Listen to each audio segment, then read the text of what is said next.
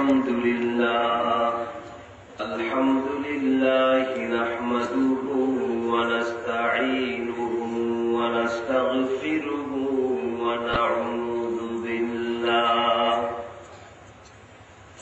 ونعوذ بالله من شرور أنفسنا ومن سيئات أعمالنا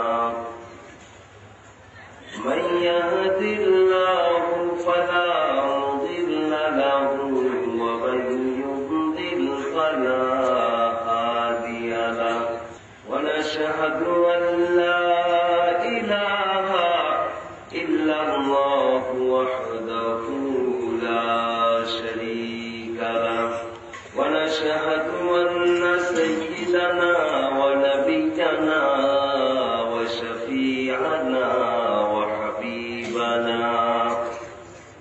وحبيب ربنا وطبيب أرواحنا وقلوبنا محمدا عبد الله ورسوله صلى الله تعالى عليه وعلى آله وأصحابه وأزواجه وأحبابه وأتباعه وبارك وسلم أما بعد فأعوذ بالله من الشيطان الرجيم بسم الله الرحمن الرحيم كنتم خير أمة أخرجت للناس تأمرون بالمعروف وتنهون عن المنكر وقال سبحانه وتعالى إن الله وملائكته يصلون على النبي يا أيها الذين آمنوا صلوا عليه وسلموا تسليما اللهم صل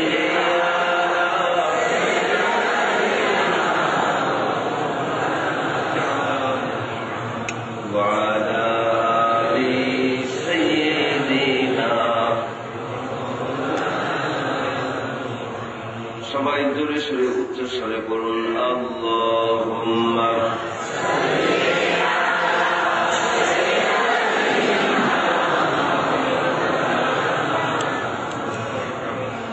وعلى آل سيدنا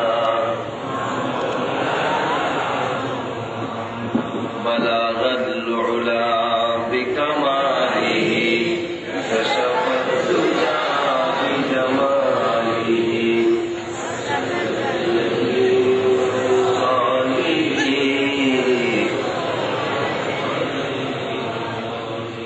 بلغ العلا بكماله كشف الدجى بجماله حسنت جميع خصاله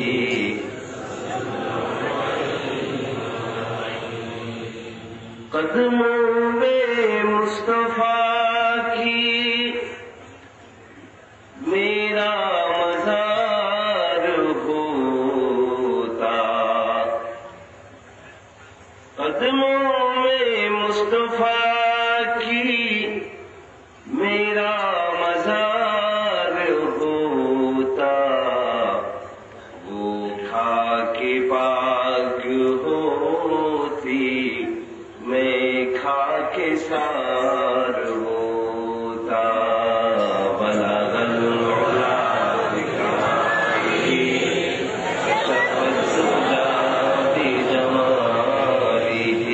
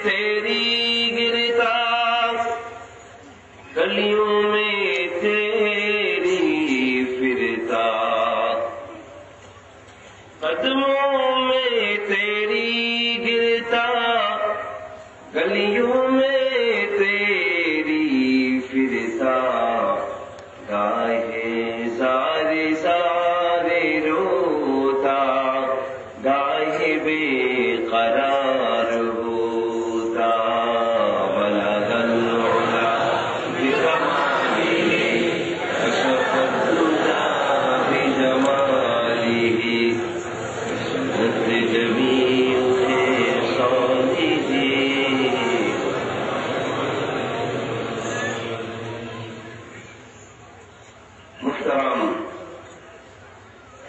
সদরে জলসা, আজকের মাহফিলের সম্মানিত প্রধান অতিথি,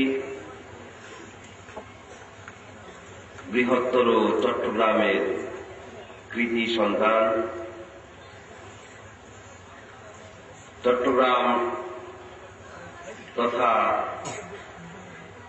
বাংলাদেশের ইসলামী আন্দোলনের অন্যতম সিপাহসালার, মাননীয় জাতীয় সংসদ সদস্য, মহান সংসদের অলংকার, বিশিষ্ট ইসলামী চিন্তাবিদ, রাজনীতিবিদ এবং এতদ অঞ্চলের জননন্দিত জননেতা যারা আলহাজ হযরত মাওলানা আ.ন.ম শামসুল ইসলাম সাহেব, মঞ্চে ভূমিষ্ঠ আমন্ত্রিত বিশেষ অতিথিবৃন্দ, হাজারাত উলামায়ে কেরাম এবং আজকের মাহফিলের প্রধান আকর্ষণ আপনারা যারা দূর থেকে নিকট থেকে কুরআনুল কারীমের আকর্ষণে, কুরআনুল কারীমের এই জলসায় দল মত নির্বিশেষে সমবেত হয়েছেন, আমার প্রাণপ্রিয় দিনদার, ইমানদার, মুত্তাকি, পরহেজগার ভাই ও বোনেরা, আসসালামু আলাইকুম ওয়া রাহমাতুল্লাহি ওয়া বারাকাতুহু। আমরা সর্বপ্রথমে শুকরিয়া আদায় করছি আল্লাহ। সমস্ত প্রশংসা কার? শুকর গুজার হব আমরা কার কাছে? আলহামদুলিল্লাহি রাব্বিল আলামিন। সমস্ত প্রশংসার একচ্ছত্র মালিক হচ্ছেন আল্লাহ রাব্বুল ইজ্জত ওয়াল জালাল। আমরা সেই মহান মাবুদের দরবারে শুকরিয়া আদায় করছি। আমরা সবাই বলছি আলহামদুলিল্লাহ। আর একটু জোরে বলুন না, আলহামদুলিল্লাহ। আজকের এই মাহফিলে হাজির হতে পেরে আপনারা সবাই খুব রাগ করেছেন নাকি? রাত গভীর হওয়ার কারণে খুব মনোকষ্টে ভুগছেন? খুশি সবাই? খুশি যে হয়েছেন সেটা কিন্তু না বললেও আমি বুঝতে পারছি। কিভাবে বুঝলাম? Face is the mirror of mind. চেহারা হচ্ছে মনের আয়না, মনের দর্পণ। আপনি খুশি হন আর বেজার হন, চেহারায় এর একটা রিফ্লেকশন, একটা প্রতিফলন ঘটে। তো আপনাদের নুরানি চেহারাগুলো বলে দিচ্ছে রাত যত গভীর হোক, যত দূর থেকে আসুন না কেন, আর যত কষ্ট করে বসে থাকুন না কেন, সকলের মনের মাঝে আনন্দের হিল্লোল, সবাই খুবই খুশি, ঠিক কিনা? কিন্তু সেই খুশির ইজহার আমরা প্রকাশ করেছি জোরে জোরে নাকি আসতে? কেউ বললেন জোরে, কেউ বললেন আসতে। আনন্দের প্রকাশ করবো আমরা জোরে জোরে, ঠিক কিনা? এটা হচ্ছে আমাদের সহজাত প্রবৃত্তি। খুশি হলে খুশির প্রকাশ করতে গিয়ে আমরা চিৎকার করি। ফুটবল খেলা যখন হয়, পছন্দের দল যখন গোল দেয়, সেই দলের সমর্থকরা গোল বলে যে একটা আওয়াজ তোলে, এটা কি একজন আরেকজনের কানে কানে আস্তে আস্তে বলে নাকি জোরে সোরে বলে? ফুটবল খেলায় যে তার আনন্দ আর কোরআনের মজলিসে হাজির হওয়ার সৌভাগ্য অর্জনের আনন্দ, এ কি এক হতে পারে? এই সুযোগ যিনি করে দিলেন, সেই মহান মাহবুদের দরবারে আকাশ বাতাস প্রকম্পিত করে মধ্যে মুজাহিদের মতো আর একবার শুকরিয়া আদায় করি। সবাই বলি আলহামদুলিল্লাহ। বলুন আমার সাথে, রব্বানা লাকাল হামদ হামদান কাসীরান তাইয়িবান মুবারাকান ফীহি ইয়া রাব্বি লাকাল হামদু কামা ইয়ানবাগি লিজালালি ওয়াজহিকা ওয়া আযীমি সুলতানিকা ওয়া লাকাল হামদু বিল ঈমান ওয়া লাকাল হামদু বিল ইসলাম ওয়া লাকাল হামদু বিল কুরআন। মুআজ্জাজ হাজিরিন, আলোচনা খুব বেশি দীর্ঘায়িত করব না, খুব সংক্ষিপ্ত সময়ের মাঝে যে কথা আলোচনা করতে চাই সেটি হচ্ছে এই দুনিয়ার মাঝে জাতি গোষ্ঠী একটি নয়, বরং there is so many nations in the world. ঠিক কিনা? এই যে অসংখ্য জাতি এবং গোষ্ঠী দুনিয়ার মাঝে আছে, এই সকল জাতি গোষ্ঠী কি আল্লাহর কাছে মর্যাদা সম্পন্ন? আল্লাহর কাছে সর্বোত্তম জাতি, সর্বশ্রেষ্ঠ জাতি সমস্ত জাতি সমূহের মাঝে একটি, আর সেই জাতির নাম, সেই জাতির কি নাম? মুসলমান। আল্লাহ রাব্বুল আলামিন বলছেন, কুনতুম খায়রা উম্মাতিন উখরিজাত লিন-নাস। মুসলমান, তোমরা হচ্ছ দুনিয়ার মুখে শ্রেষ্ঠ জাতি, সর্বোত্তম জাতি। উখরিজাত লিন-নাস, এবার রেইজড আপ ফর ম্যানকাইন্ড, মানবতার কল্যাণ হচ্ছে তোমাদের লক্ষ্য। তোমরা মানুষকে সৎ কাজের আদেশ করবে, ভালো কাজের দিকে, নেক কাজের দিকে, কল্যাণকর কাজের দিকে মানুষকে এনকারেজ করবে, উৎসাহিত করবে, ডাকবে, দাওয়াত দিবে। আর যত পাপাচার, অনাচার, দুরাচার, দুর্নীতি যা কিছু আছে, এই সকল কিছুর বিরুদ্ধে দুর্বার প্রতিরোধ করে তুলবে। এই আয়াতে কারিমার সূচনায় আল্লাহ রাব্বুল আলামিন বলছেন মুসলমানদেরকে লক্ষ্য করে, ও মুসলমান, তোমরা হচ্ছ দুনিয়ার মুখে সেরা জাতি, সর্বোত্তম জাতি, খায়রুল উমাম, বেস্ট নেশন। সুবহানাল্লাহ। আল্লাহ পাক বলছেন আমরা সর্বোত্তম জাতি। কিন্তু এই দুনিয়ার বিভিন্ন দেশের দিকে, পৃথিবীর মানচিত্রের দিকে যদি আমরা নজর দেই, তাহলে সম্পূর্ণ উল্টো একটা চিত্র দেখতে পাবো। আমরা দেখব দুনিয়াতে মুসলমানরা আজ আর সর্বোত্তম জাতির মর্যাদায় অধিষ্ঠিত নেই, বরং এই পৃথিবীর সবচেয়ে ডিভাস্টেটেড, অপ্রেসড, পেরিশড নেশন, এই দুনিয়ার সবচেয়ে বিপর্যস্ত, অধঃপতিত জাতির নাম, দুর্ভাগা জাতির নাম হচ্ছে মুসলমান। এই দুনিয়ার সবচেয়ে হতাশাগ্রস্ত, দুর্দশাগ্রস্ত জাতির নাম মুসলমান। ঠিক কিনা? মুসলমানদের অবস্থা আজকে কি? মুসলমানরা আজ আপন ঘরে পরবাসীর জীবন যাপন করছে, নিজের ঘরে ভাড়াটিয়ার জীবন যাপন করছে আজ মুসলমান। আজ উদ্বাস্তু শরণার্থীর জীবন যাপন করছে। এর কারণ কি? আল্লাহ পাক বলছেন মুসলমানরা সর্বোত্তম জাতি, কিন্তু দৃশ্য সম্পূর্ণ উল্টা। তাহলে কি আল্লাহর বাণী মিথ্যা? শুধু না বলবো না, বলি নাউযু বিল্লাহ। আল্লাহর বাণী কখনো মিথ্যা হতে পারে, ভুল হতে পারে? কালিমাতুল্লাহি হিয়াল উলিয়া, আল্লাহর বাণী সব সময় সর্বোচ্চ, সর্বাগ্রে। আল্লাহর বাণী কখনোই মিথ্যা হতে পারে না। অবশ্যই মুসলমানরা সর্বোত্তম জাতি, কোন সন্দেহ নাই। আজকে খতিয়ে দেখতে হবে সর্বোত্তম জাতির মর্যাদা অ্যাওয়ার্ড পাওয়া মুসলমান কেন আজকে অধঃপতনের অতল তলদেশে নিমজ্জিত। What's the reason behind? এর কারণ খুঁজতে গিয়ে কবি সম্রাট আল্লামা ইকবাল লিখেছেন, वो ज़माना में मुअज़्ज़ज़ थे, वो ज़माना में मुअज़्ज़ज़ थे मुसलमान होकर, और तुम खार बने हो, और तुम खार बने हो, तारिके कुरआन होकर। মুসলমানের তরেই তখন সে যুগ করত গর্ববোধ, কোরআন ছেড়ে এখন হয়েছ যুগ কলঙ্ক হায় অবোধ।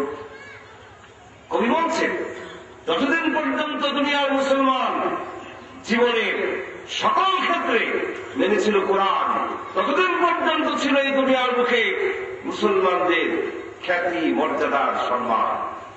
কবির এই উপলব্ধি মিথ্যা নাকি সঠিক? ইতিহাস সাক্ষ্য দিচ্ছে একটা সময় ছিল মুসলমানদের দুর্দণ্ড প্রতাপে প্রকম্পিত ছিল সারা বিশ্ব। বিশ্বের বাতিল শক্তি মুসলমানদের ভয়ে থরতম্প ছিল, প্রকম্পিত হৃদয় ছিল তাদের। একটা সময় ছিল আধা জাহান মুসলমানেরা শাসন করেছে, শান্তির ফলু ধারা বইয়ে দিয়েছিল, সর্বোত্তম জাতির মর্যাদায় মুসলমানেরা প্রতিষ্ঠিত ছিল। সেই মুসলমান যখনই কোরআনকে ছেড়ে দিয়ে, ইসলামকে ছেড়ে দিয়ে চলে গেল manmade isms, manmade culture, manmade civilization, মানুষের তৈরি করা শিক্ষা, সংস্কৃতি, সভ্যতা, মতবাদের কাছে যখন গেল, তখন থেকে মুসলমানদের অধঃপতনের ধারাটা শুরু হয়ে গেল। আমরা কোরআনকে চিনতে ভুল করেছি। কোরআনকে চিনলে আজ পৃথিবীর মুখে মুসলমানদের এই করুণ দশা হতো না। আজ মুসলমানদের তলা থেকে জমিন খসে যাচ্ছে, মুসলমানদের পিঠ দেয়ালে থেকে যাচ্ছে, পালানোর পথ খুঁজছে যদি আর মুসলমান। এই অবস্থা হতো না যদি আমরা মানতাম কোরআন। ঠিক কিনা? কোরআনকে যদি বুঝতে পারতাম, পৃথিবীর সকল মুসলমান ঐক্যবদ্ধ থাকতে পারত। আর এই ঐক্যবদ্ধ মুসলিম জাতির দেশ দখল করা দূরের কথা, মুসলমানদেরকে হুমকি ধামকি দেওয়া দূরের কথা, কোন মুসলমানের দিকে চোখ রাঙিয়ে তাকাবার দুঃসাহস দুনিয়ার বুকে কোন বাতিল শক্তির হতে পারত না। কোরআনকে আমরা মনে করেছি তাবিজের কিতাব, কোরআনকে মনে করেছি শুধুমাত্র নামাজ, রোজা, হজ, যাকাতের নিয়মাবলী বর্ণনার কিতাব। কোরআনকে আমরা মনে করেছি ঝাড়ফুঁকের কিতাব, জিন ভূত তাড়াবার কিতাব। নাউযুবিল্লাহ। এই কোরআন কি? কেন এই কোরআন নাযিল হয়েছে? কোরআনের পরিচয় কি? কোরআনের পরিচয় আমরা জানতে চাই। কোরআনের পরিচয় যদি জানতে চাই, দুনিয়ার কোন সাহিত্য পত্র ঘাটাঘাটির দরকার নাই। কোরআন নিজেই তার পরিচয় বলে দিতে প্রস্তুত। কোরআন কোত্থেকে এসেছে, কি উদ্দেশ্যে এসেছে, কেন এসেছে, এই কোরআন অনুসরণের মধ্যে মানুষের ফায়দা কি? যে কোনো প্রশ্ন আপনি কোরআনকে করবেন, আপনার প্রশ্নের জবাব সঙ্গে সঙ্গে দিয়ে দিতে প্রস্তুত কোরআন। পারবে না? যদি জিজ্ঞেস করেন কোরআনকে, বলো হে কোরআন তোমাকে কে নাযিল করেছে, কোরআন জবাবে বলবে মিম্মান খালাকাল আরদা ওয়াস সামাওয়াতিল উলা। নাযিল করেছেন তিনি, যিনি সৃষ্টি করেছেন ওই সুউচ্চ আসমান আর এই জমিন। জবাব পাওয়া গেল কিনা? আসমান জমিন সৃষ্টি করেছেন কে? আর কোরআন নাযিল করেছেন কে? যদি জিজ্ঞেস করি কোরআনকে, বলো হে কোরআন তুমি কার উপরে অবতীর্ণ হয়েছো, কি তার নাম? কোরআন নাম উল্লেখ করবে ওয়া আমিনু বিমা নুযিলা আলা মুহাম্মাদ ওয়া হুয়াল হাক্কু মির রাব্বিহিম। ঈমান আনো সেই জিনিসের প্রতি যা সত্য সহকারে মুহাম্মদ সাল্লাল্লাহু আলাইহি ওয়াসাল্লামের উপরে অবতীর্ণ হয়েছে। যদি জিজ্ঞেস করি কোরআনকে, বলো তুমি এবার নাযিল হওয়ার পূর্বে তুমি কোথায় ছিলে, কোরআন জবাবে বলবে বাল হুয়া কুরআনুম মাজিদুম ফি লাওহিন মাহফুজ। কোথায় ছিল কোরআন?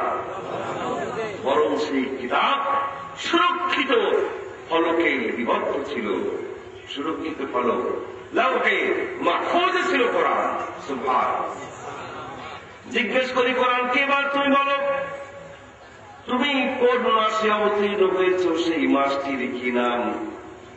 মাসের নাম উল্লেখ করবে কোরআন। শাহরু রমাদানাল্লাযী উনজিলা ফীহিল কুরআন। রমজান হচ্ছে সেই মাস যে মাসে কোরআন অবতীর্ণ করা হয়েছে। যদি জিজ্ঞেস করি কোরআনকে, বলো তুমি এবার রমজান মাসে তুমি অবতীর্ণ হয়েছ, কিন্তু লবণটা কি ছিল, ক্ষণটা কি ছিল, সময়টা কি ছিল বলো। কোরআন বলে দিবে কোন সময় সে অবতীর্ণ হয়েছে, দিনে নাকি রাতে। ইন্না আনজালনাহু ফী লাইলাতিল কদর। কোরআনকে কদরের রাতে অবতীর্ণ করা হয়েছে, দিনে নয়। কোরআন অবতীর্ণ হয়েছে এক মহিমান্বিত রজনীতে। কেমন সেরা? খায়রুম মিন আলফি শাহর, বেটার দেন 1000 মাস, সহস্র সহস্র মাসের চেয়েও সেরা যে রজনী, সেই মহাপবিত্র মহামহিমান্বিত রজনী লাইলাতুল কদরে কোরআন অবতীর্ণ করা হয়েছে। এবার আমরা জিজ্ঞেস করবো কোরআনকে, ও কোরআন তুমি তো ছিলে লাউহে মাহফুজে, দুনিয়ার মুখে কেন এলে? এই ধুলির ধরায় তুমি কেন আগমন করলে? তোমার আগমনের উদ্দেশ্য কি, কারণ কি?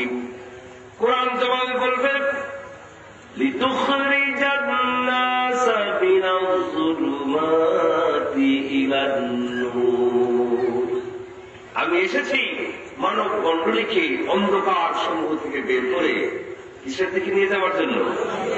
আলোর দিকে।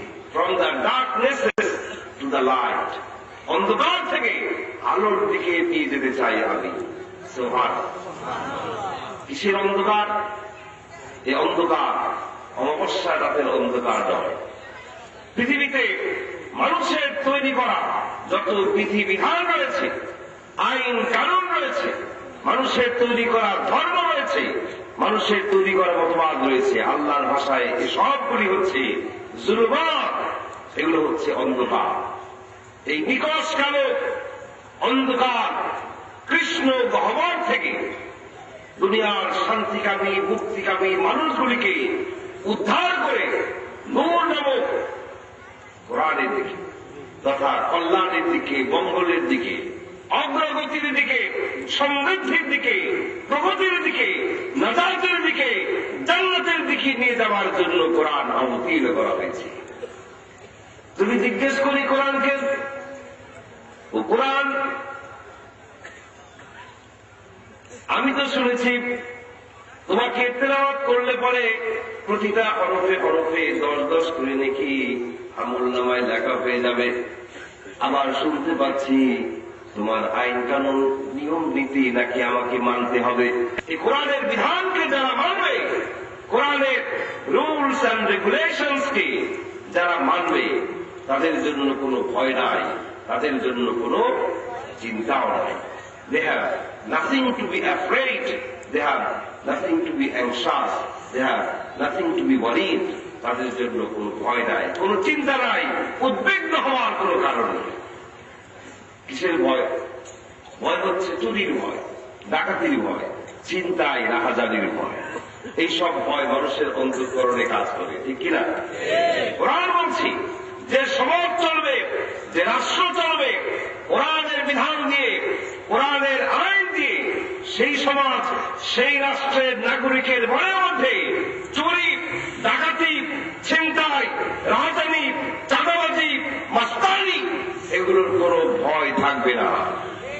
চোর, ডাকাত, লুটেরা, বাটপার এগুলো সব ভালো মানুষে পরিণত হয়ে যাবে। সুবহানাল্লাহ। আর তাদের জন্য কোনো চিন্তাও নেই। কিসের চিন্তা? আমাদের চিন্তা হচ্ছে খাওয়া পড়ার চিন্তা, অন্ন, বস্ত্র, শিক্ষা, চিকিৎসা, বাসস্থান। These are our fundamental rights. এই 5টি মৌলিক অধিকারের চিন্তায় আমরা বিপদ থাকি। আর কোরআন বলছে যে সমাজ, যে রাষ্ট্র চলবে কোরআন দিয়ে, সেই সমাজ সেই রাষ্ট্রের নাগরিকের মনের মধ্যে খাওয়া পড়ার, শিক্ষা, চিকিৎসা, বাসস্থান নিয়ে কোনো চিন্তা থাকবে না। কারণ কোরআনের সরকার, কোরআনের গভর্নমেন্ট এর 100% গ্যারান্টি দিয়ে দিবে। সুবহানাল্লাহ। এবার যদি কোরআনকে জিজ্ঞেস করি, ও কোরআন আমি তো মানুষ, আর আমি যে সমাজে বসবাস করি, এই সমাজে বসবাস করতে গেলে অনেক নিয়ম কানুন নীতিমালা আমাকে মেনে চলতে হয়। আমি ক্ষেত খামারে কাজ করব, একটি কৃষি নীতি আমাকে মেনে চলতে হয়।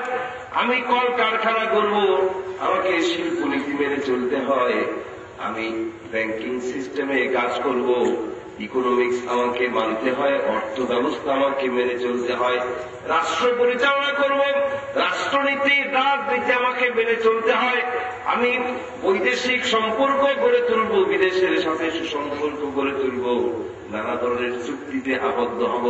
পররাষ্ট্রনীতি আমাকে মেনে চলতে হয়, এরকম করে আমি লেখাপড়া করব, শিক্ষানীতি আমাকে মেনে চলতে হয়। ও কোরআন তুমি বলো তোমার মধ্যে এই সমস্ত নিয়ম নীতি আছে কিনা? নাকি তোমার মধ্যে আছে শুধু নবী রাসূলদের কিসসা কাহিনী? এই সমস্ত বাস্তবসম্মত নীতিমালা তোমার মধ্যে আছে কিনা বলো। কোরআন কি বলবে? এত সব নীতিমালা আমার মধ্যে নাই, এরকম বলবে? কোরআন দায়িত্বহীন ভাষায় ঘোষণা করবে, وَنَزَّلْنَا عَلَيْكَ الْكِتَابَ تِبْيَانًا لِكُلِّ شَيْءٍ وَهُدًى وَرَحْمَةً وَبُشْرَى لِلْمُسْلِمِينَ। আমি যে কিতাব অবতীর্ণ করেছি সেই কিতাবে আমি সকল কিছুই মানব জীবন পরিচালনার সকল নীতিমালা পুঙ্খানুপুঙ্খরূপে বর্ণনা করে দিয়েছি। সুবহানাল্লাহ, কিচ্ছুই বাদ রাখা হয় না। আর একবার দর্শনে বল সুবহানাল্লাহ। মানুষের জীবনে এমন কোন সমস্যা নাই যে সমস্যার সমাধান কোরআনে না আছে। দুনিয়ার সকল মানুষের সব সমস্যার সমাধান কোরআনে দিয়ে দেওয়া হয়েছে। এজন্যই এই দুনিয়ায় কেবলমাত্র একটি জাতি, মুসলিম নেশন, মুসলিম উম্মাহ গর্বের সাথে অহংকারের সাথে এই স্লোগান তুলতে পারে, গগন বিদারী স্লোগান, সব সমস্যার সমাধান। আজকেও দিতে পারবো এই স্লোগান, সব সমস্যার সমাধান দিতে পারে আল কোরআন। এই দুনিয়ার সকল মানুষের সকল সমস্যার সন্তোষজনক সমাধান দিতে পারে কেবলমাত্র একমাত্র শুধুমাত্র আল কোরআন। এই কোরআন দিতে পারে সব সমস্যার সমাধান। এই কোরআনকে চিনতে ভুল করার কারণে কোরআনকে আমরা তাবিজের মধ্যে ঢুকিয়ে দিয়েছি। মসজিদ মাদ্রাসার চার দেয়ালে কোরআনকে আমরা বন্দী করে রেখেছি, সুন্দর করে সাজিয়ে গুছিয়ে শেলফের উপরে শোকেসের মধ্যে রেখে দিয়েছি। এই উদ্দেশ্যে কোরআন নাযিল হয় নাই। কোরআন গতানুগতিক কিতাব নয়। বেদ, বাইবেল, ত্রিপিটক, এই দুনিয়ায় যত ধর্মগ্রন্থ আছে সমস্ত ধর্মগ্রন্থের প্রতি যথাযথ সম্মান প্রদর্শন করে বলছি, আমাদের ধর্মগ্রন্থ কোরআনের সাথে পৃথিবীর কোন ধর্মগ্রন্থের সামান্যতম কোন তুলনা চলবে না। যেহেতু যত ধর্মগ্রন্থ দুনিয়ায় আছে সব ধর্মগ্রন্থগুলোতে ভুল তথ্য আছে বলে প্রমাণিত হয়েছে। বাইবেলের ওল্ড টেস্টামেন্ট, নিউ টেস্টামেন্ট হয়েছে। এখন শুনতে পাচ্ছি দুনিয়ার বড় বড় খ্রিস্টান পাদ্রীরা, খ্রিস্টান স্কলাররা, তারা সব একটি বোর্ড গঠন করেছে। আধুনিক যুগের জন্য একটি আধুনিক বাইবেল তারা রচনা করতে হাত দিয়েছে। আধুনিক যুগের জন্য আধুনিক বাইবেল রচনা করার কাজে তারা হাত দিয়েছে। কারণ ওই পুরাণ কালে বাইবেল, গসপেল অফ বার্নাবাস, এই আধুনিক যুগের এই প্রজন্মের ছেলেমেয়েরা পড়তে চাচ্ছে না। কারণ এর ভিতরে কোনো মান মশলা তারা খুঁজে পাচ্ছে না। এক লাইনের সাথে আর এক লাইনের কোনো মিল নাই, উল্টা পাল্টা কথাবার্তা দিয়ে ভরপুর। এই জন্য আধুনিক একটা বাইবেল তারা রচনা করতে চায়। কিন্তু কোরআনের মধ্যে এরকম কোন আধুনিকায়নের কোন প্রয়োজন কি আছে? কারণ কোরআন হচ্ছে সর্বাধুনিক কিতাব, সর্বযুগোপযোগী কিতাব। তার নাম কোরআনে হাকিম। যে কোরআনের মধ্যে সামান্যতম কোন ভুল নাই। যালিকাল কিতাব লা রাইবা ফীহ। This is the scripture whereof there is no doubt। এ হচ্ছে সেই কিতাব যার মধ্যে কোনো ভুল নাই। ভুল তো নাই, ভুল আছে বলে সন্দেহ করার সুযোগ পর্যন্ত নাই। সুবহানাল্লাহ। কোরআনের মধ্যে কেউ যদি ষড়যন্ত্রমূলক ভাবে ভুল ঢুকায়, পরিবর্তন আনে, ধরা পড়ে যাবে কিনা? ধরা পড়ে যাবে। কিভাবে ধরা পড়বে? কারা ধরবে? হাফিজেরা। হাফিজে কোরআন যারা, জাতির সম্পদ তারা, হাফিজে কোরআন না ধরে ফেলবে। এই দুনিয়ায় বেদের কোন হাফেজ নাই, বাইবেলের কোন হাফেজ নাই, কোন ধর্মগ্রন্থের একজন হাফেজও আপনি খুঁজে বের করতে পারবেন না। কিন্তু কোরআনের হাফেজ যদি আপনি খোঁজেন, কয়জন খুঁজে পাওয়া যাবে বলুন? কয়জন? লক্ষ লক্ষ শুধু। সম্প্রতি একটা স্ট্যাটিস্টিক্সে দেখা গেছে বর্তমান পৃথিবীতে হাফেজে কোরআনের সংখ্যা 5 কোটি ছাড়িয়ে গিয়েছে। এই হাফেজে কোরআনরা ধরে ফেলে যে কোরআনের অমুক আয়াতের অমুক জায়গায় ছোট্ট একটা পরিবর্তন আনা হয়েছে বলে ফেলে। আফ্রিকার গহীন জঙ্গলে বসেও কেউ যদি একটা পরিবর্তন আনে ধরে ফেলা যাবে। হাফেজ আরবি হরফ হা, হায়ের পেট খালি, হায়ের খুব ক্ষুধা, পেটটা খালি। ওই খালি জায়গায় শূন্য পেটে যদি একটি দানা খাদ্য করা একটা নোকটা যদি কেউ দিয়ে দেয়, হা কি হয়ে যাবে? জিম হয়ে যাবে। এই ছোট্ট পরিবর্তনটা যদি কেউ আনে ধরা পড়ে যাবে। যদি বলো সুবহানাল্লাহ। এজন্য কোরআনে কেউ কোনদিন পরিবর্তন সংযোজন বিয়োজন ঘটাতে পারবে না। তবে শুধু হাফেজে কোরআনদের মাধ্যমে নয়, আল্লাহ রাব্বুল আলামিন অলৌকিক পদ্ধতিতে কোরআন হেফাজত করছেন, যা আমাদের মস্তিষ্কে ধরবে। কম্পিউটারে একটি বিষয়, ছোট্ট একটি বিষয় ধরা পড়েছে, সেটি হচ্ছে আল্লাহ রাব্বুল আলামিন একটি সংখ্যা রহস্যময় বন্ধনে গোটা কোরআনকে জালের মতো করে আটকে দিয়েছে। এমন ভাবে শিকলের মতো বন্ধনে আবদ্ধ করে দিয়েছেন, একটা হরফ ঢুকানো যাবে না, কোরআন থেকে একটা হরফ বের করা যাবে না, ঢুকানো যাবে। সে সংখ্যাটি হচ্ছে 19। সে সংখ্যাটা কি? 19 সংখ্যার রহস্যময় বন্ধনে গোটা কোরআনের সবকিছুই আবদ্ধ। বিষয়টি হচ্ছে এরকম, কোরআনুল কারিমে 6666টি আয়াতে কারিমা কম্পিউটারের ভিতরে দিয়ে দেওয়া হয়েছে। তারপরে পরীক্ষা নিরীক্ষা করে দেখা গেছে কোরআনুল কারিমে যতগুলি হরফ রয়েছে, এই হরফগুলির যে সমষ্টি সংখ্যা, যে টোটাল নাম্বার, এই সমষ্টি সংখ্যাটাকে 19 দিয়ে ভাগ করা যায়। সুবহানাল্লাহ।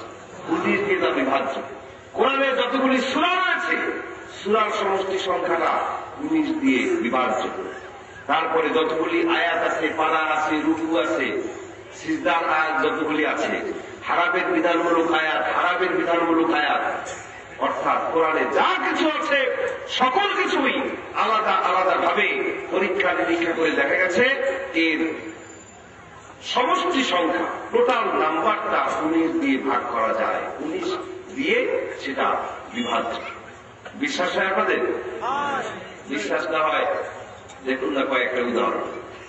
কোরআনুল কারিমের প্রথম আয়াতে কারিমা বিসমিল্লাহির রহমানির রহিম। এই আয়াতখানি লিখতে হরফ লাগে কয়টি? এই 19কে আপনি 19 দিয়ে ভাগ করতে পারবেন। সূরা সংখ্যা কোরআনে 114টি, এই 114কেও আপনি 19 দিয়ে ভাগ করতে পারবেন। আবার দেখুন হুরুফে মুকাত্তাআত, বিচ্ছিন্ন কিছু হরফ কোরআনে বিভিন্ন সূরার শুরুতে আল্লাহ রাব্বুল আলামিন দিয়ে দিয়েছেন কিনা? কোনো বিল নাই, ভাবেল কনসোনেন্টের কোনো বিল নাই, এমন কিছু লেটার আল্লাহ পাক কোরআনুল কারীমের বিভিন্ন সূরা শুরুতে দিয়ে দিয়েছেন। যেমন আলিফ লাম মিম, আলিফ লাম র, ইয়াসিন। এই যে শব্দগুলি বিচ্ছিন্ন হরফ, আরবিতে বলা হয় হুরুফে মুকাত্তাআ। এর অর্থ সাতকানিয়া লোহাগাড়ার বড় বড় উলামায়ে কেরাম সবাই জানেন নাকি? দুনিয়ার কোন আলিম ওলামা এটা জানেন? আল্লাহু আ'লামু বিমুরাদিহি। এর অর্থ জানেন কেবলমাত্র আল্লাহ। এই হুরুফে মুকাত্তাআগুলি নিয়ে গবেষণা করে দেখা গেল গোটা কোরআনে 14টি ভিন্ন ভিন্ন বর্ণে, 14টি ভিন্ন ভিন্ন বিন্যাসে 29টি সূরার শুরুতে রয়েছে। এবার আপনি হিসেব করে দেখুন, 14 যোগ 14 যোগ 29 ইকুয়াল টু সমান সমান যে সংখ্যাটা দাঁড়াবে যোগফল সেটা হচ্ছে 57, 57।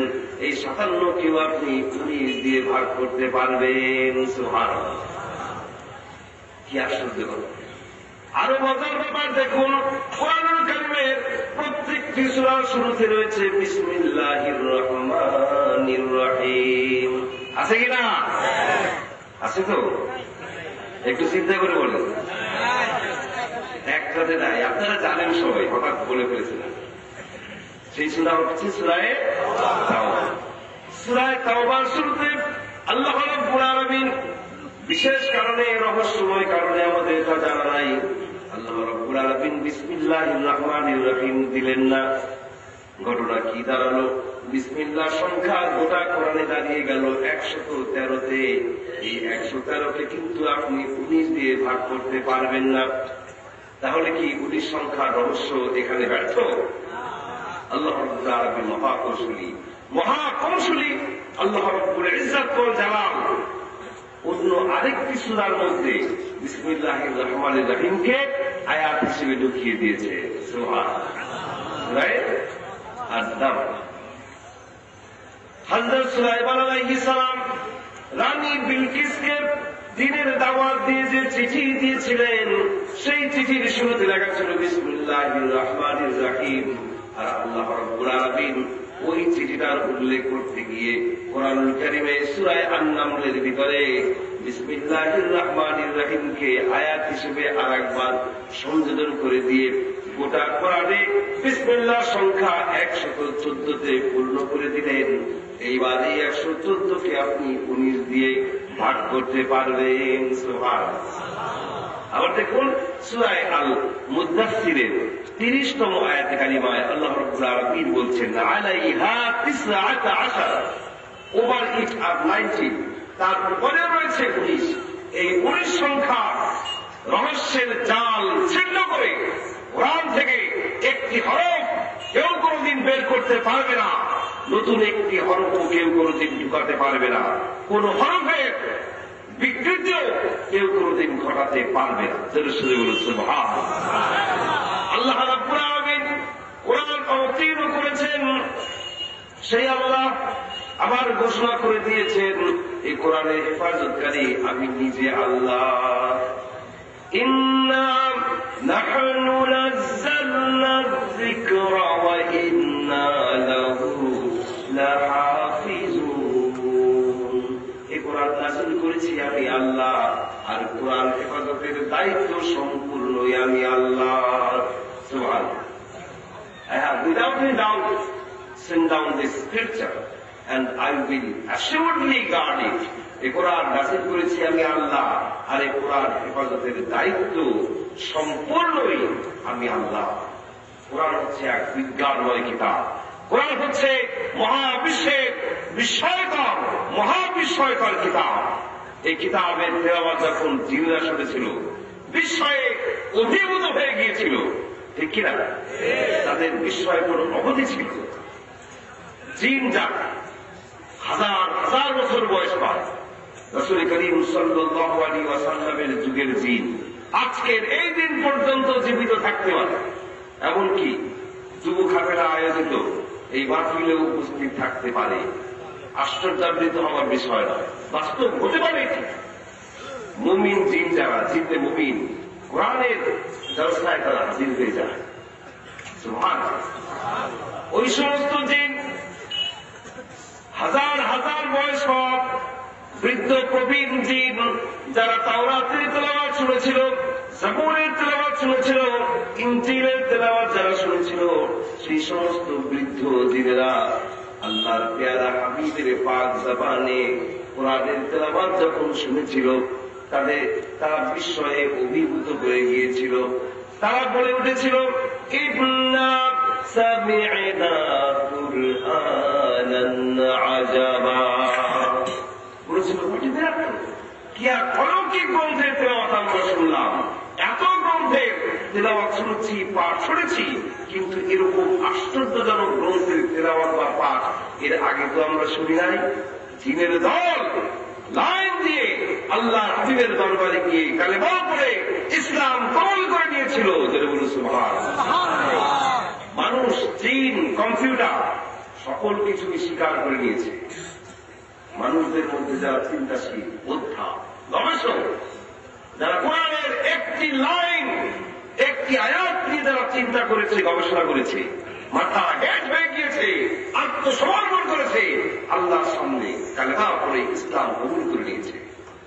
কম্পিউটার পর্যন্ত স্বীকার করেছে এই কোরআন মানুষের রচনা করা কিতাব নয়, এই কোরআন নিঃসন্দেহে ডিভাইন স্ক্রিপ্চার, ঐশী কিতাব, আল্লাহ নাযিল করা কিতাব।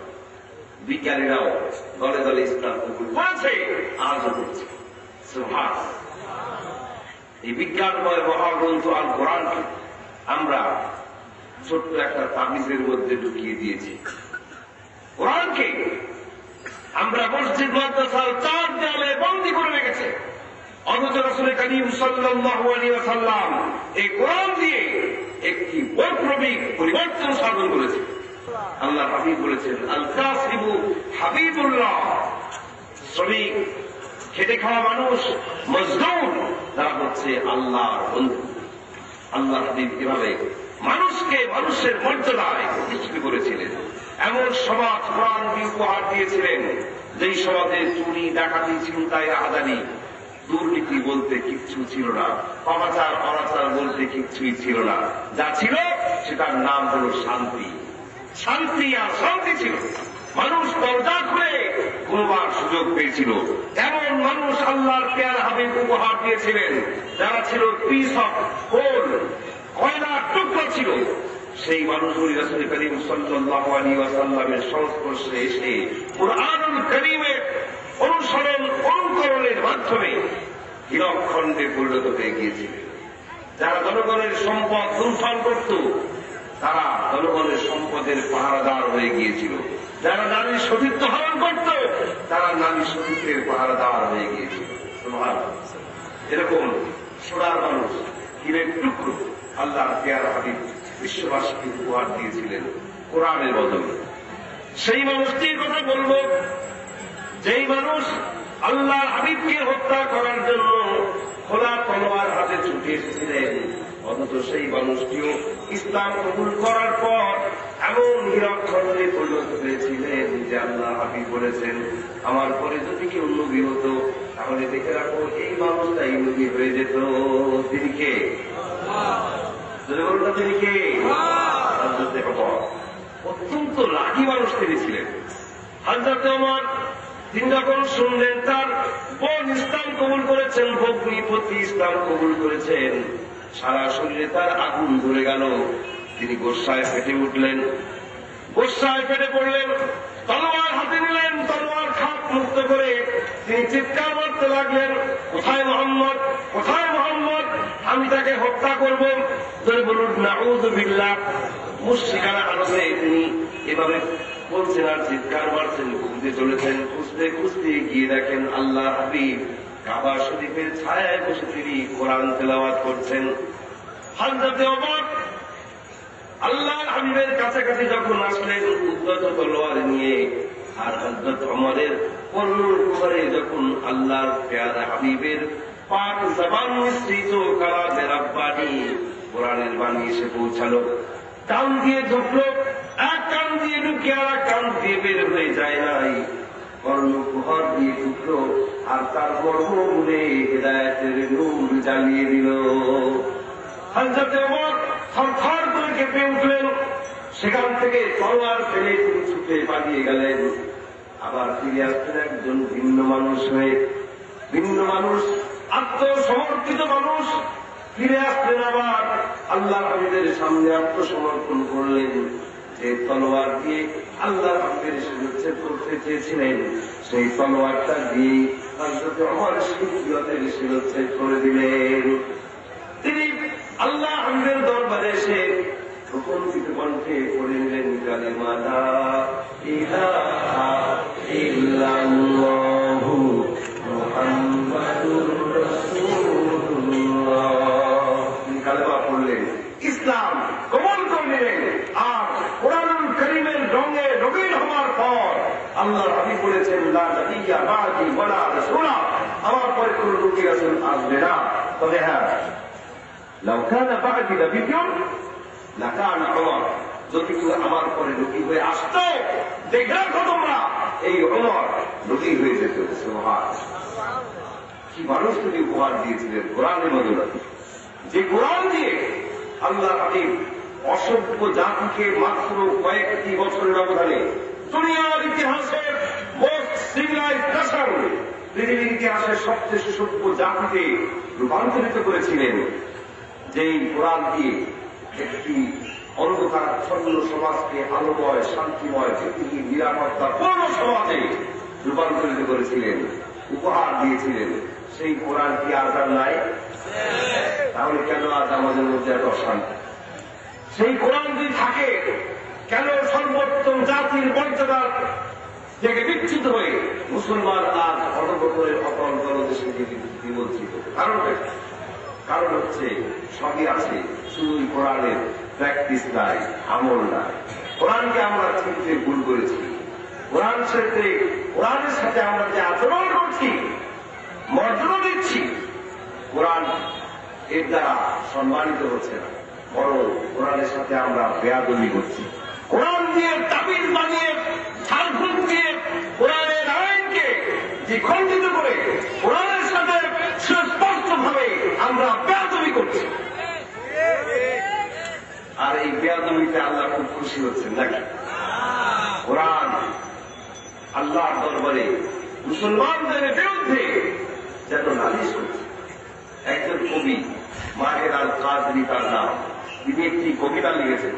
সেই কবিতায় তিনি লিখেছেন কোরআন নিজেই যেন আল্লাহর দরবারে ফরিয়াদ করছে। কবিতাটির নাম হচ্ছে কোরআন কি ফরিয়াদ।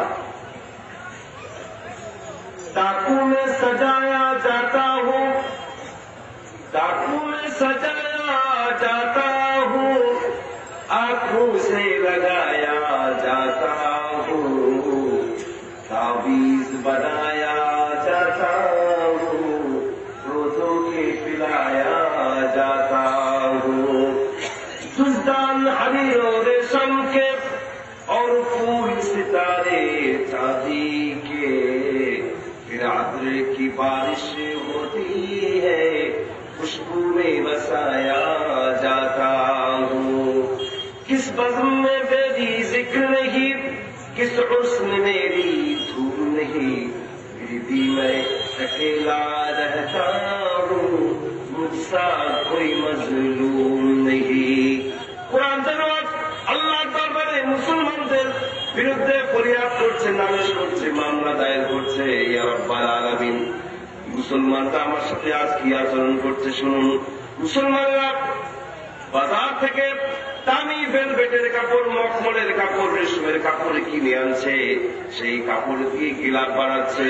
ওই গিলাফের উপরে সুন্দর করে চার কালার ছবি, ফুলের ছবি, পাতার ছবি তারা আঁকছে।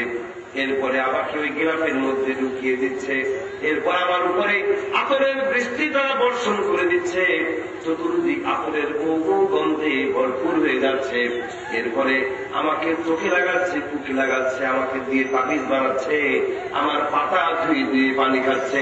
কিন্তু যে উদ্দেশ্যে আপনি আমাকে নাযিল করেছেন, লিতুখরিজান নাসা মিনাজ যুলুমাতি ইলান নূর, সেই উদ্দেশ্য বাস্তবায়নের ধারে কাছে বাজার মুসলমানেরা যায় না। মুসলমানদের ব্যক্তিদের, পরিবারের, সমাজে, রাষ্ট্রে, জীবনের কোন ক্ষেত্রে কোরআনের প্র্যাকটিস আর নাই, কোরআনের আমল নাই, কোরআনের চর্চা নাই।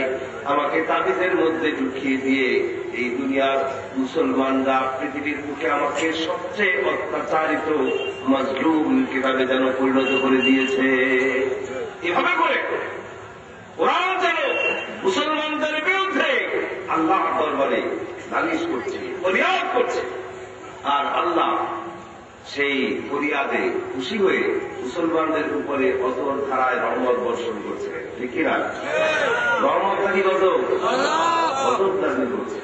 এই গজব থেকে মুসলমান যদি বাঁচতে চায়, আবার যদি সর্বোত্তম জাতির মর্যাদায় অধিষ্ঠিত হতে চায়, আমাদের হারানো স্বর্ণোজ্জ্বল ইতিহাস, গৌরবোজ্জ্বল ইতিহাস যদি ফিরে পেতে চাই, আমাদেরকে অবশ্যই সব ধরনের মতবাদকে দুপায়ে ধরে কোরআনের ছায়া তলে আশ্রয় গ্রহণ করতে হবে। নিজের জীবনকে 50-50 দুভাগে ভাগ করার কোন সুযোগ নাই। পূর্ণাঙ্গভাবে আমাদেরকে আশ্রয় নিতে হবে কোরআনের ছায়া তলে। ঠিক কিনা বলুন? একদিকে নামাজ রোজা করব কোরআনের বিধান অনুযায়ী, কিন্তু কৃষিনীতি শিল্পনীতি চলবে আমার মানুষের আইন অনুযায়ী। এতে কি আমার মর্যাদা ফিরবে? আজকে একদল বুদ্ধিজীবী তারা দাবি তুলছে যে ইসলামকে সবকিছু থেকে বিদায় করতে হবে, ইসলাম থাকবে, কোরআন থাকবে শুধুমাত্র মসজিদে মাদ্রাসায়, নামাজ রোজা হজ যাকাত কুরবানি এগুলোর ক্ষেত্রে কোরআনকে মানা যাবে, কোনো আপত্তি নাই। কিন্তু কোরআন আর ইসলাম সমাজের অন্য কোনো কিছুতে আসতে পারে না, এরকম দাবি তুলছে একদল বুদ্ধিজীবী। এটা কি কোনো মুসলমান মানতে পারে? মুসলমান কি এটা মানতে পারে? একজন মুসলমানের জীবন 50-50 দুই ভাগে ভাগ করার কোন সুযোগ না। আল্লাহ রাব্বুল আলামিন বলছেন, আফাতুমিনুনা বিবা'দিল কিতাবি ওয়া তাকফুরুনা বিবা'দ, তোমরা কি কোরআনের কিছু অংশকে মানবে আর কিছু অংশকে করবে অস্বীকার? এরকম কি যারা করবে তাদের দুনিয়ার জীবনে রয়েছে লাঞ্ছনা, আখিরাতের জীবনে তার জন্য মর্মন্তুদ শাস্তির ব্যবস্থা রয়েছে। কোন মুসলমান এটা মানতে পারে না, ঠিক কিনা বলুন? একজন মুসলমানের জীবন নামাজ রোজা হজ যাকাতের ক্ষেত্রে আমরা যেমন কোরআনকে মানব, আমার শিল্পনীতি অর্থনীতি সমাজনীতি শিক্ষানীতি সবকিছুতেই আমরা মানব আল্লাহর আইন। আমাদেরকে মানতেই হবে কোরআনের আইন, এছাড়া মুসলমানদের সম্মান ইজ্জত মর্যাদা ফিরে আসতে পারে না, ঠিক কিনা? সুতরাং আলোচনার শেষ পর্যায়ে এসে এই স্বনির্বন্ধ অনুরোধ জানাতে চাই, আবেদন জানাতে চাই, মানব রচিত মতবাদ আমাদেরকে বিশ্বের কোথাও শান্তি দিতে পারে নাই। পেরেছে? পারে নাই। যে সমস্ত দেশে শান্তি আছে বলে আমরা মনে করছি, ওই ওয়েস্টার্ন কান্ট্রিগুলোর আজকে কি অবস্থা? তাদের দেশে অমুসলিমরা ধর্ম ছেড়ে, তাদের মতবাদ ছেড়ে ইসলামের সুশীতল ছায়া করে আশ্রয় গ্রহণ করছে। গোটা বিশ্বব্যাপী আজ ইসলামের পুনর্জাগরণ সৃষ্টি হয়ে গিয়েছে। অমুসলিমরা দলে দলে ইসলাম কবুল করছে। আমেরিকাতে প্রতি বছর হাজার হাজার মুসলিম ইসলাম কবুল করছে। এই যে কিছুদিন আগে, মাস 3 দিন আগে আমেরিকার নাম করা দুনিয়া কাঁপানো একজন পপ সঙ্গীত শিল্পী সাইকেল নাকি জানো, মাইকেল জ্যাকসন মৃত্যুবরণ করলেন। এই মাইকেল জ্যাকসন তিনি বছর 2-3 আগে দুবাইয়ের গ্র্যান্ড ইমামের হাতে হাত রেখে কালেমা পড়ে ইসলাম কবুল করে নিয়েছিলেন। আর এই মাইকেল সাইকেল নাম বাদ দিয়ে একজন খ্রিস্টান নামে তিনি তার নামকরণ করেছিলেন মিকাইল জ্যাকসন। এই মাইকেল জ্যাকসন বা মিকাইল জ্যাকসন তার বোন জেনেট জ্যাকসন, তিনিও কোরআন হাদিস অধ্যয়ন করছেন। বিভিন্ন জার্নালে পড়েছি তিনি ইসলামী সাহিত্য অধ্যয়ন করছেন, কোরআন তাফসীর হাদিস তিনি পড়ছেন, ইসলাম কবুল করার পথে তিনিও রয়েছেন। এভাবে করে অমুসলিমরা ইসলাম কবুল করেছেন। Britain, before 100 years there was only one mosque in Britain. সেই ইংল্যান্ডে, সেই ব্রিটেনে বর্তমানে মসজিদের সংখ্যা প্রায় 10,000, সেখানে মসজিদ ছিল 100 বছর আগে মাত্র। ইংল্যান্ডের অমুসলিমরা ইসলাম কবুল করার পর তাদের যে ধর্মীয় উপাসনালয়গুলো, চার্চ, প্যাগোডা, গুরুদুয়ারা, মন্দির, মঠ, এগুলোই তারা আবার কিনে কিনে মসজিদ, মাদ্রাসা, ইসলামিক সেন্টারে রূপান্তরিত করছে। এ পর্যন্ত দেশে বিদেশে আমার পরম শ্রদ্ধেয় পিতার হাতে হাত রেখে যারা ইসলাম কবুল করেছেন তাদের সংখ্যা প্রায় 1000, যার মধ্যে প্রায় 6 শতাধিক অমুসলিম ইসলাম কবুল করেছেন ঐতিহাসিক তাফসীরুল কোরআন মাহফিল প্যারেড গ্রাউন্ডে। আর এর বাইরে আমেরিকার একজন অ্যাটর্নি অফ ল জোসেফ রোয়ে, তিনিও আছেন এদের মধ্যে অন্যতম। ইটালি, নরওয়ে, জার্মানি, এসব দেশে, ফ্রান্সে মুসলমানরা আজ দ্বিতীয় বৃহত্তম জাত, খ্রিস্টানদের পরে সেখানে আজ মুসলমানদের অবস্থান। এভাবে করে গোটা বিশ্বব্যাপী ইসলামের পুনর্জাগরণ। সুতরাং আমি বলবো, মুসলমান কোন ভয় নাই, ডর নাই। মুসলমান ভয় করবে কেবলমাত্র আল্লাহকে। কাকে ভয় করবে? ভয় থাকবে কেবলমাত্র আল্লাহ, কোন মানুষের ভয় নয়। যে ব্যক্তি কোন মানুষকে ভয় পায়, সব মানুষ এসে তাকে ভয় দেখায়। আর যে ভয় পায় কেবলমাত্র আল্লাহকে, সেই ব্যক্তির ভয়ে সমস্ত বাতিল শক্তি থরথর করে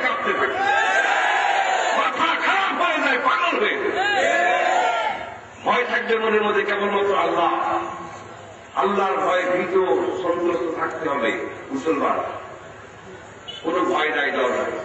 আসুন এই শপথ আমরা আজকে গ্রহণ করি, আমাদের হারানো গৌরব ফিরে আনবার জন্য। কোনো বাতিল মতবাদ তার নয়। আমরা আমাদের জীবনের সকল ক্ষেত্রে মানব শুধুমাত্র কোরআন। এ থেকে আমরা রাজি আছি। জমিন আল্লাহ, আইন চলবে আল্লাহ। এ জমিন কার? সবাই দরুদ শরীফ পড়ি। আল্লাহুম্মা সাল্লি আলা সাইয়্যিদিনা মাওলানা মুহাম্মদ ওয়া আলা আলি মুহাম্মদ কামা সাল্লাইতা আলা ইব্রাহিম ওয়া আলা আলি ইব্রাহিম ইন্নাকা হামিদুম মাজিদ। اللهم بارك على محمد وعلى آل محمد كما باركت على إبراهيم وعلى آل إبراهيم إنك حميد مجيد. اللهم آمين. ربنا ظلمنا أنفسنا وإن لم تغفر لنا وترحمنا لنكونن من الخاسرين. ربنا لا تزغ قلوبنا بعد إذ هديتنا وهب لنا من لدنك رحمة إنك أنت الوهاب. ربنا آتنا في الدنيا حسنة وفي الآخرة حسنة وقنا عذاب النار. يا رب العالمين, আমরা তোমার গুনাহগার বান্দা বান্দি, তোমার দরবারে হাত তুলেছি মাওলা রব্বুল আলামিন। আমরা বড়ই গুনাহগার, সারা জীবন ভর গুনাহ করেছি, তারপরও তোমার দয়া থেকে আমরা কেউ নিরাশ নই রব্বুল আলামিন। আমরা জানি তুমি তো ক্ষমাশীল, তুমি দয়াবান।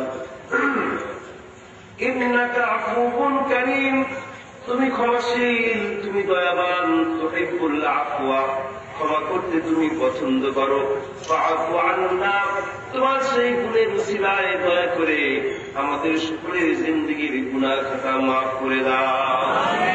ইয়া রাব্বাল আলামিন, জাহান্নামের আগুন, রক্তমাংসের শরীর নিয়ে আমরা সহ্য করতে পারবো না রব্বুল আলামিন। দয়া করে জাহান্নামের আগুন আমাদের সকলের জন্য তুমি হারাম করে দাও। সব ধরনের গুনাহের কাজের প্রতি আমাদের অন্তরে তুমি ঘৃণার সৃষ্টি করে দাও। আমাদেরকে এমন আমল করার তৌফিক দাও মাওলা, যাতে করে তোমার এই জান্নাত আমাদের সকলের জন্য ওয়াজিব হয়ে যায়। আল্লাহুম্মা জিদনা ওয়া লা তানকুসনা ওয়া আকরিমনা ওয়া লা তুহিন্না।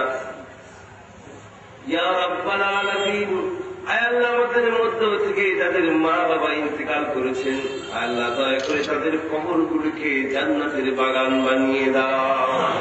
আমাদের মধ্যে যাদের মা সগীরা, সবাই বলুন আমার সাথে, রব্বির হামহুমা কামা রাব্বায়ানি সগীরা। ইয়া রাব্বাল আলামিন, আল্লাহ, আমরা যারা হাত তুলেছি, আমাদের মধ্যে যারা অসুস্থ আছেন, আল্লাহ, আমরা আজকে কোন ডাক্তারের চেম্বারে ধর্ণা দেই নাই। তুমি তো ডাক্তারের ডাক্তার, চিকিৎসকের চিকিৎসক, শাফিউল আমরাজ রব্বুল আলামিন। আল্লাহ, দয়া করে আমাদের সকলের অসুখ বিসুখ তুমি ভালো করে দাও, শিফায়ে আজিলা কামিলা নসিব করে দাও। আল্লাহ, দয়া করে আমাদের সকলের গুনাহ খাতা তুমি মাফ করে দাও। দয়া করে আমাদের সবাইকে তুমি হজ নসিব করে দাও। তোমার হাবিবের রওজার কিনারে দাঁড়িয়ে সরাসরি সালাম জানাবার তৌফিক দাও। ইয়া রাব্বাল আলামিন, এসএসসি পরীক্ষা, দাখিল পরীক্ষা চলছে, আল্লাহ, আমাদের ছাত্রছাত্রী পরীক্ষার্থী ফালান বুঝিতে আরো বেশি করে বরকত দিয়া দাও। দিনগ্রস্ত যারা আছেন, দিন পরিশোধ করার তৌফিক দাও। আল্লাহুম্মা লা তাদা' লানা যামবান ইল্লা গফারতা ওয়ালা হাম্মান ইল্লা ফাররাজতা ওয়ালা দাইনান ইল্লা কাদাইতা ওয়ালা মারিদান ইল্লা শাফাইতা ওয়ালা হাজাতাম মিন হাওয়াইজিদ দুনিয়া ওয়াল আখির। আল্লাহ, আজকের এই মাহফিলের আয়োজন যারা করেছেন, ইসলামী যুব কাফেলা, এই মাহফিলে যিনি সভাপতিত্ব করলেন, আল্লাহ, এই মাহফিলের প্রধান অতিথির আসন যিনি অলঙ্কৃত করেছেন, আল্লাহ, এই মাহফিলে আমরা যারা বক্তব্য রাখলাম, রব্বুল আলামিন, আল্লাহ, মাহফিলে স্বেচ্ছাসেবকের দায়িত্ব যারা পালন করেছেন, মাইকের কাজ, লাইটের কাজ, প্যান্ডেলের কাজ যারা করেছেন, মিডিয়ার কাজ যারা করেছেন, এ মাহফিলে অর্থ দিয়ে, বুদ্ধি দিয়ে, পরামর্শ দিয়ে, কায়িক পরিশ্রম দিয়ে নানাভাবে যারা সহযোগিতা করেছেন, আমাদের সকলের জন্য কিয়ামতের দিন মুসিবতের সময় এ মাহফিলকে নাজাতের জরিয়া বানিয়ে দিও। ইয়া রাব্বাল আলামিন, দয়া করে আমাদের প্রিয় জন্মভূমি বাংলাদেশের উপরে অঝোর ধারায় তুমি রহমত বর্ষণ করো। আমাদের দেশ থেকে সন্ত্রাস, দুর্নীতি, রাজনৈতিক সহিংসতা তুমি দূর করে দাও। আমাদের দেশের সকল মানুষের মাঝে দলমত নির্বিশেষে মমত্ববোধ, মহত্ববোধ, ভ্রাতৃত্ববোধকে তুমি আরো বাড়িয়ে দাও। ইয়া রাব্বাল আলামিন, সন্ত্রাস, দুর্নীতি চিরতরে তুমি বিদায় করে দাও।